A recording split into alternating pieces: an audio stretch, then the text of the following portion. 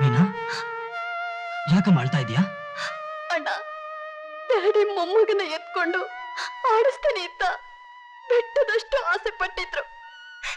ಎಂಥ ಗಳಿಗೆಯೋ ಮೊಮ್ಮಗ ಬರ್ತಾನೆ ಅಂದ ತಕ್ಷಣ ಡ್ಯಾಡಿ ಕಣ್ ಮುಚ್ಕೊಂಡ್ರು.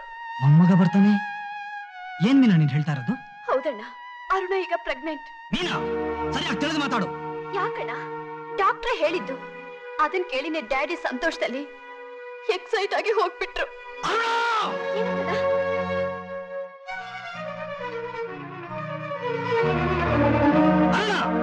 ಏನ್ರಿ? ಹೇಳ ಮೇಲೆ ಮಾಡಿರೋ ಹಲ್ಕ ಕೆಲ್ಸಕ್ಕೆ ಏನಾಯ್ತು ಬೇರೆ ಕೇಳ್ತೀಯ? ನಾನೇನ್ ತಪ್ಪು ಮಾಡ್ದೆ? ಏನ್ ತಪ್ಪು ಮಾಡ್ದ?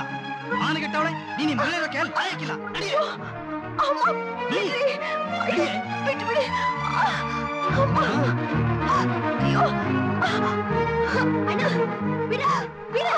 ಬಿಡ್ಬೇಕಾ ಇವಳನ್ನ? ಇವಳು ಮೀನಾ, ನಿನಗಿದೆಲ್ಲ ಅರ್ಥ ಆಗೋದಿಲ್ಲ. ನಡಿ ಒಳಗೆ. ಗರ್ಭಿಣಿ, ಅದಕ್ಕೆ ಇವಳು ಸಂಸಾರಸ್ತ್ರ ಮನೆ ಇರೋಕೆ ಲಾಯಕ್ಕಿಲ್ಲ. ನಡಿ ಆಚೆ, ಬಾಬುಜಿ ನಡಿ ಆಚೆ. ಅಜಯ್, ಅಜಯ್, ಏನಿದೆಲ್ಲ? ನೀನ್ ಹೆಂಡತಿ ಕಣೋ? ಹೆಂಡತಿ ಇವಳು ತಾಳಿ ಕಟ್ಟಿಸ್ಕೊಂಡಿರೋ ಸೂಳೆ. ನಾಲ್ಗೆನ ಬೀಗ ಹಿಡಿ. ಅರುಣ ಬೆಂಕಿಗಿಂತ ಶುದ್ಧವಾದ ಹೆಣ್ಣು. ಅದು ನಿನಗಿರ್ಬೋದು. ಇವಳು ಗಂಡನಿಗೆ ದ್ರೋಹ ಮಾಡಿರೋಳು. ಇವಳು ಹೊಟ್ಟೆಲಿರೋ ಮಗು ನಂದಲ್ವೋ? ಅಯ್ಯೋ, ಹಾಗನ್ಬೇಡಿ. ನನ್ನ ಹೊಟ್ಟೆಲಿರೋ ಮಗು ನಿಮ್ದೆ. ಹೌದು ಅಜಯ್, ಅರುಣನ ಮಾತು ಸತ್ಯ. ಸತ್ಯನಾ? ನಾನು ಇವಳಿಗೆ ತಾಳಿ ಕಟ್ಟಿರೋದು ಬಾಳ್ಸಕ್ಕಲ್ವೋ, ಇವಳಿಗಿರೋ ಕೊಬ್ಬನ ಇಳ್ಸೋಕೆ. ಚಂದ್ರು, ಮದುವೆ ಆದ ಗಳಿಗೆಯಿಂದ ನಾನು ಇವಳನ್ನ ಮುಟ್ಟಿಲ್ವೋ? ಇವಳು ಹೊಟ್ಟೆಲಿರೋ ಮಗುಗೆ ನಾನ್ ತಂದೆ ಆಗೋಕೆ ಹೇಗೋ ಸಾಧ್ಯ? ಅಯ್ಯೋ, ಹಾಗನ್ಬೇಡಿ.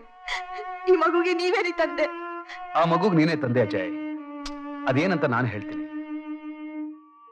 ನಮ್ಮಗಳ ಮದುವೆ ಆದ್ಮೇಲೆ ಮಾಮಯ್ಯ ಈ ಮನೆಗೊಂದು ಪುಟ್ಟ ಬಾಲಕೃಷ್ಣ ಬೇಕು, ಅದ್ರ ಜೊತೆ ನಾನು ಆಟ ಆಡ್ಬೇಕು ಅಂತ ಯಾವಾಗ್ಲೂ ಹಂಬಲಿಸ್ತಾ ಇದ್ರು. ಆದ್ರೆ ಅದು ನನ್ನ ಮೀನ ಜೀವನದಲ್ಲಿ ಸಾಧ್ಯ ಆಗ್ಲಿಲ್ಲ. ಅಜಯ್, ನಮ್ಮನ್ನೆಲ್ಲ ಹನಿಮೂನ್ ಕಳ್ಸೋವರೆಗೂ ನಿಮ್ಮಿಬ್ರು ಬಾಳು ಅನ್ಯೋನ್ಯವಾಗಿದೆ ಅಂತ ತಿಳಿದು ಸಂತೋಷವಾಗಿದ್ದೆ.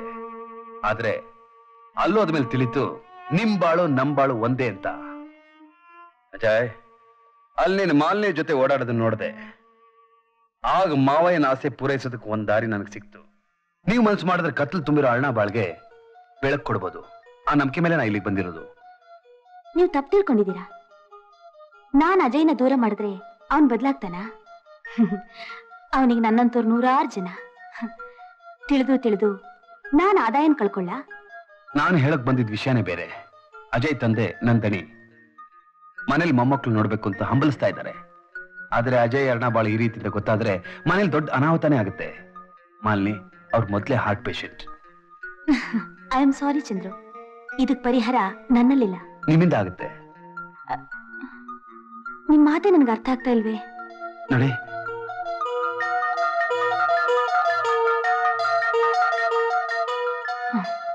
ಆಗ್ಲಿ ಚಂದ್ರು. ಥ್ಯಾಂಕ್ಸ್. ಅಜಯ್ ಡಾರ್ಲಿಂಗ್, ಒಂದ್ ನಿಮಿಷ ಬಂದ್ಬಿಟ್ಟೆ.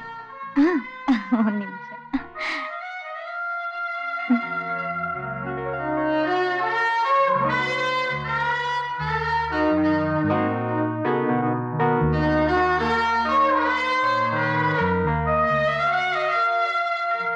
ಅರ್ಣ, Chandru,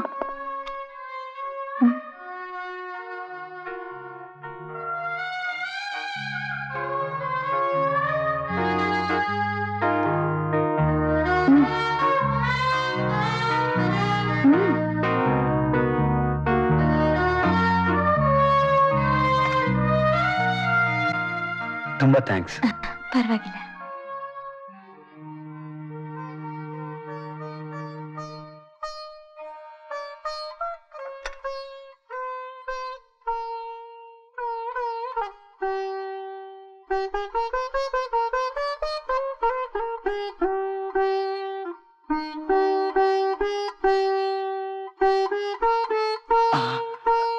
Malini, come on sweetheart.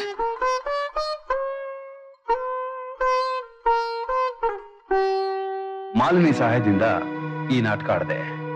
ಇದೇ ನಡೆದದ್ದು.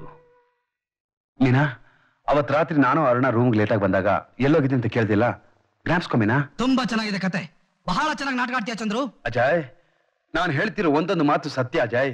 ನೋಡು, ಯಾರ ಮೇಲೆ ಬೇಕಾದ್ರೂ ಆಣೆ ಇಟ್ಟು ಹೇಳುನು, ಹೇಳ್ತೀನಿ.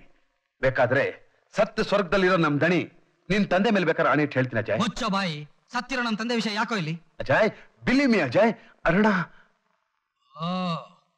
ಈಗ ಗೊತ್ತಾಯ್ತು ಇವಳು ಹೊಟ್ಟಲಿರೋ ಪಾಪದ ಪಿಂಡ ಯಾರ್ದು ಅಂತ. ಅಣ್ಣ, ಮೀನಾ, ಮದುವೆಗೆ ಮುಂಚೆ ಇವರಿಬ್ರು ತುಂಬಾ ಅನ್ಯೋನ್ಯವಾಗಿದ್ರಲ್ಲ, ಅದ್ರ ಫಲನೇ ಇದು.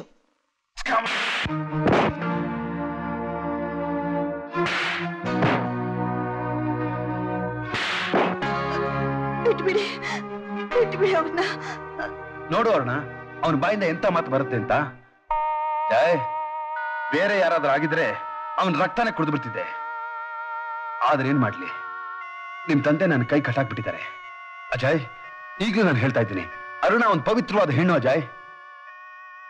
ನೋಡಿ, ನೀವು ಇಬ್ರು ಸೇರಿ ನಾಟಕ ಆಡಿದ್ವಿ ಅಂದ್ರಲ್ಲ, ಅವಳನ್ನ ಕರ್ಕೊಂಡ್ ಬಂದು ಅವಳ ಬಾಯಲ್ಲೇ ಹೇಳಿಸ್ಬಿಡಿ.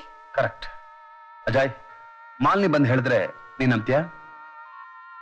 ಅವಳು ಬಂದು ಹೇಳಿ, ನನ್ ತಪ್ಪಾಗಿದ್ರೆ ತಪ್ಪು ಅಂತ ಒಪ್ಕೋತೀನಿ. ಓಕೆ ಅಜಯ್, ನಾನು ಹೋದ್ಮೇಲೆ ಯಾವುದೇ ಕಾರಣಕ್ಕೂ ಅರುಣನ ಮೇಲೆ ಮಾತ್ರ ಕೈ ಮಾಡಬೇಡ. ಅರುಣ, ನೀನು ಅಷ್ಟೇ. ನಾನು ಬರೋವರೆಗೂ ದುಡುಕಿ ಯಾವ ತೀರ್ಮಾನ ಕೂಡ ತಗೋಬಾರ್ದು. ಎಲ್ಲಿ ನನಗೆ ಮಾತು ಕೊಡು. ಆಯ್ತು.